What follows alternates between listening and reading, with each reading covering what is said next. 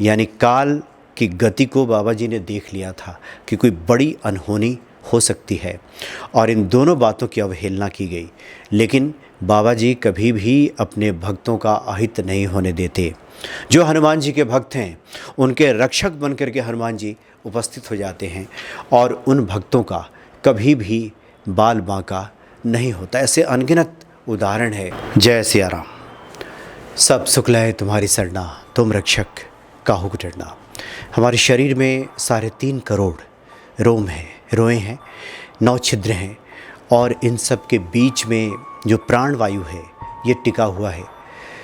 और इस प्राण वायु को जो टिकाने वाली शक्ति हैं वो हनुमान जी हैं। चूँकि पवन पुत्र हनुमान जी ही प्राण वायु के रूप में हम सब के बीच में विद्यमान हैं, जिससे हमारा जीवन कार्य संचालित हो रहा है। बाबा नीम करोड़ी जी महाराज के अद्भुत लीलाएं हैं। बाबा जी के बारे में भक्त जानते हैं और बहुत सारे भक्तों का यह अनुभव है कि काल की गति को भी वो बदल देते थे, अवरुद्ध कर देते थे। जो बुरा प्रारब्ध है जिसकी वजह से भक्त के जीवन में कष्ट आने वाला है उसको भी वो बदल डालते थे। जिस प्राणवायु की बात हमने की, इस प्राणवायु के रक्षक भी बनकर के कई बार बाबा जी उभरे। अपने भक्तों के बीच में ये बताया कि हनुमान जी की कृपा से जो काल की गति है बदल जाती है। प्राणों पे भी अगर संकट आन पड़ा है वो संकट भी टल जाता है। ये 1970 की बात है। 6 मार्च 1970 बाबा जी के अनन्य भक्त हुए हेमदा और उनके पुत्र रविंद्र कुमार जोशी जी, जिनको लोग रब्बूदा कहते हैं। पिछले साल उनसे मेरा भी मिलना हुआ था। उनका एक लंबा साक्षात्कार हमने किया था, उनसे बातचीत हुई थी बाबा जी की लीलाओं को लेकर के। तो रब्बूदा की शादी की बात है ये 1970 में। 6 मार्च 1970 को रब्बूदा की बारात निकलने वाली थी और उस वक्त इलाहाबाद में, प्रयाग में हेमदा रहते थे और उनकी शादी तय हुई थी मेरठ में रब्बूदा की। संयोग से उस वक्त इलाहाबाद में, जो आज का प्रयाग है, बाबा जी वहीं पे थे। बाबा जी ने एक मशवरा दिया था, एक सलाह दिया था अपने भक्त हेमदा को कि वो ट्रेन से यात्रा करेंगे। मेरठ तक की जो यात्रा है गाड़ी से नहीं करना है, ट्रेन से करना है। और दूसरी बात ये कि 2 बजे तक बारात निकल जानी चाहिए घर से, ये अच्छा रहेगा। लेकिन अब शादी ब्याह के समय और बाबा जी की बातों को एक तरह से अनसुना किया गया, उस पर ध्यान नहीं दिया गया और ट्रेन की बजाय बस से जाने का फ़ैसला हुआ कि बारात बस से निकलेगी। हालांकि हेमदा उस वक्त रेलवे में ही कार्यरत थे और रेलवे का टिकट ले लेना, बोगी आरक्षित करा लेना, यह कोई बहुत मुश्किल काम नहीं था, वो आसानी से करा सकते थे। लेकिन इस मौके पर उन्होंने बाबा जी की बातों को अनसुना कर दिया। तो 6 मार्च 1970 को दिन के 3:30 बजे बारात निकली। यानी दोनों ही बातें, ट्रेन से जाने वाली बात भी और 2 बजे तक बारात निकल जानी चाहिए, इन दोनों बातों का अनसुना कर दिया गया।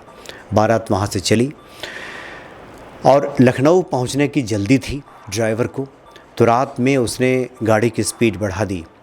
रायबरेली के पास पहुँचते पहुँचते ऐसा हुआ कि गाड़ी की जो रफ्तार है 80-90 रही होगी और एक तीव्र मोड़ आया, तीखा मोड़ आया और ड्राइवर ने संतुलन खो दिया। गाड़ी की स्पीड उसने कम नहीं दी और उसके बाद तीखा मोड़ आया और उसने अपना संतुलन खो दिया। नतीजा ये हुआ कि गाड़ी पलटी खा करके, एक बड़ा गड्ढा था वहाँ पलटने से, उस गड्ढे में गिरने से तो बच गई, लेकिन गाड़ी पलट गई जिसमें कई लोगों को चोटें आई। उसमें 12 बच्चे थे, 11-12 बुज़ुर्ग थे, कुल 37 लोग सवार थे।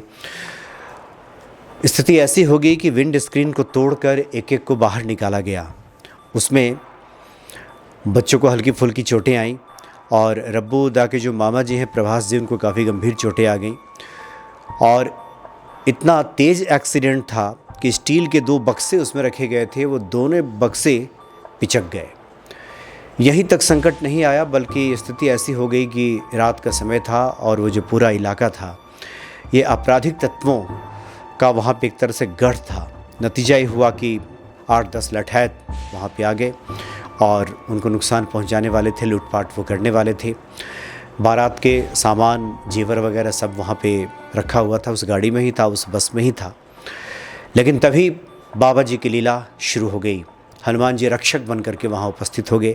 हुआ ये कि कहीं से एक जीप वहाँ पे जा रही थी, उधर से गुजर रही थी, और जिस जीप में जो लोग जा रहे थे, डॉक्टर एडी पंत और डॉक्टर गोवर्धन शर्मा, ये प्रोफेसर इलाहाबाद यूनिवर्सिटी के थे। ये लोग लखनऊ यूनिवर्सिटी साक्षात्कार परीक्षा देने जा रहे थे। तो रात के वक्त उन्होंने देखा कि गाड़ी पलट गई है, लोग काफ़ी वहाँ पे घायल हैं, तो उन्होंने गाड़ी रोकी और संजोग ऐसा रहा कि परिचित सभी निकले, तो घायलों को उसी जीप पर बैठा करके भेजा गया। और जिन लोगों को चोटें आई थी बाराती पक्ष से, उन लोगों से आग्रह किया गया कि रायबरेली जा कर के वहाँ थाने को सूचित किया जाए कि जो थाने के जो कर्मचारी हैं, सिपाही वगैरह यहाँ पे आ जाएं। तो यही हुआ। उसके बाद कुछ देर के बाद जब सभी निकले तो गाड़ी में भर करके फोर्स आई और उसके बाद जो आपराधिक तत्व है वहाँ से दूर हटे। तो इस प्रकार से जान बची वहाँ पे। और बाबा जी की दोनों ही बातें अनसुनी की गई थी। बाबा जी जो कि समझते थे कि आगे क्या होने वाला है, त्रिकालदर्शी बाबा जी, लेकिन अपने भक्तों का कभी भी अहित नहीं होने देते थे बाबा जी। आज भी जो उनके भक्त हैं बाबा जी के, उनका कभी अहित नहीं होता। तो बाबा जी ने इस मौके पर सबको संभाल लिया।